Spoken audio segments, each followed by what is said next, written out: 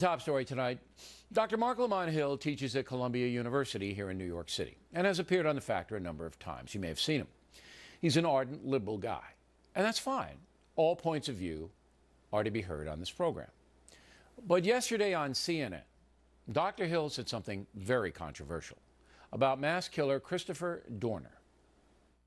And as far as Dorner himself goes, he's been like a real-life superhero to many people. Now, don't get me wrong, what he did was awful. Killing innocent people is bad. But when you read his manifesto, when you read the message that he left, he wasn't entirely crazy. He had a plan and a mission here, and many people aren't rooting for him to kill innocent people. They're rooting for somebody who was wronged to get a kind of revenge against the system. It's almost like watching Django Unchained in real life. It's kind of exciting. Now, put yourself in the shoes of family members who are suffering grievously right at this moment because of Dorner's murders. How do you think they are reacting to that kind of analysis? Joining us now from Lower Manhattan is Dr. Hill.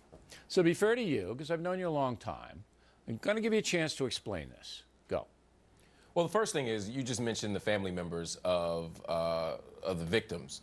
And quite frankly, my heart goes out to them. And if my words in any way cause them any pain or trauma or stress more than they already are experiencing, then I offer them my deepest condolences and my apologies. I have no problem saying that. What I was saying on CNN, though, was not that I support Dorner, not that he was a superhero to me. I was asked to explain why he was getting so much online support. And what I was saying is, to many people, they're not seeing him as a mass killer. The media narrative isn't that he's just a mass killer. The media narrative is that he was someone who was wronged by a corrupt department, and now he's exacting his revenge, which was the Django comparison. I'm not condoning what he did, but Americans are capable of having two thoughts at the same time. We can walk and chew gum at the same time. We can critique him and say, look, Dorner was wrong for what he did, but there might be a real story here about corruption, about violence, about targeting individual people that we can also talk about at the same time. And I think that's what this crisis has produced for us. Let me tell you why you're wrong.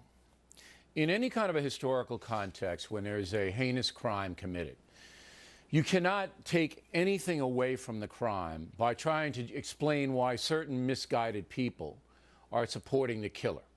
That would be like saying, you know, there were some Russians who supported Stalin because they were victims of the Tsar who took their land away.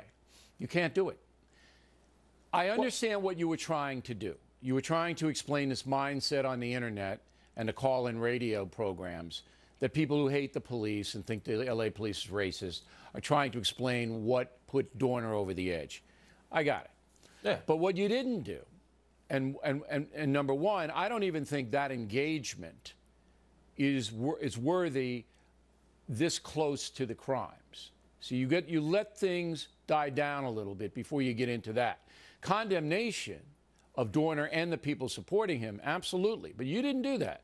You condemned Dorner, but not the people who were supporting him, which I condemn them both. So that's why you put yourself in a position to be chastised. Do you understand my point of view? I do understand your point of view, and I wish in retrospect that I had explained further. I don't think, though, that the fundamental argument that I was making was wrong, even if the message itself gets lost. Because if we're having this conversation, then we're not having the conversation that I actually want to have. You can't have a conversation on speculation. The system said, it's not speculation, yes, Bill. it is. It absolutely is speculation because the system ruled, a judge and an investigative capacity for the Los Angeles Police Department, that Dorner did something wrong and he was fired. Now, the LAPD has reopened the investigation. Fine. Well, Nobody's in a problem. But right now, no, they don't. They don't have to do anything. That case was I'm saying in the face of media scrutiny, Bill, they absolutely have to. If the media wants to scrutinize, I don't have a problem with that. But you come up with the facts first. Yeah, well, you there don't are facts speculate here, Bill. about things that you don't have any facts on. Here's a hard fact about the Los Angeles PD. Every year they get thousands of complaints of brutality and corruption. Every police department gets that. No, Everyone. I know. And in every major police department, those claims get investigated by their internal affairs bureau. In other words, the police investigate the police and decide whether or not the police were wrong or right. And in that context, you don't get justice. There's no outside force. That's what.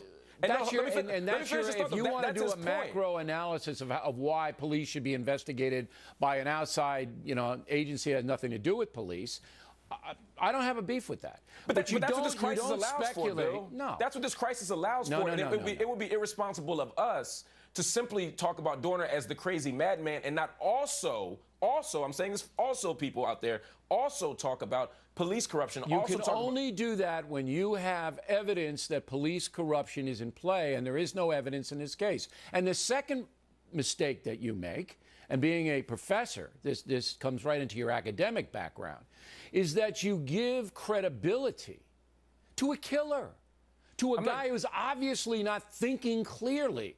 He killed 4 human beings, innocent human beings. You don't give any credibility to him. Anything he says and everything he says is suspect because of what he did. Do you understand that? And that's why it's important to disentangle those two things. I'm not saying investigate the LAPD because Christoper Dorner initiates a conversation about the LAPD or police more broadly. There's already a decade, or excuse me, century-long critique of the LAPD that we need to have, and he puts a spotlight back on it. I'm not legitimizing that conversation comes later then. It doesn't. It doesn't. You don't get to make that decision, Bill. It doesn't. You don't get to decide. There are people who are suffering. No, I get to decide here, Doctor. I get to decide. You get to decide when we talk about police brutality. Don't get Bill. yourself in even more trouble here. Bill, you're less not than right 24 hours.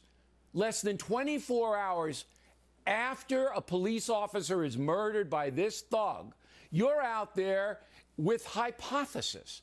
You've got to give it a little time. Bill, it's not a hypothesis to say that police corruption exists. I'm not saying that Christoper Dorner's... Not in this case, No, let me finish the thought, Bill. I'm not saying you can't link it. I'm not saying that Christoper Dorner's manifesto is true or false. That's not my claim. I haven't investigated that. You're insensitive, Doctor. You were insensitive to the victims' families. And like That's I said, what you were. And like I said, if I was insensitive to the families, I offer them my condolences, but I'm still committed to investigating police terror. Take the if out of there, and you got it. And we appreciate you coming on the program. I don't want Hill to suffer here, because Hill has been a stand-up guy over the years. But I absolutely think you're wrong and insensitive, and that's my opinion.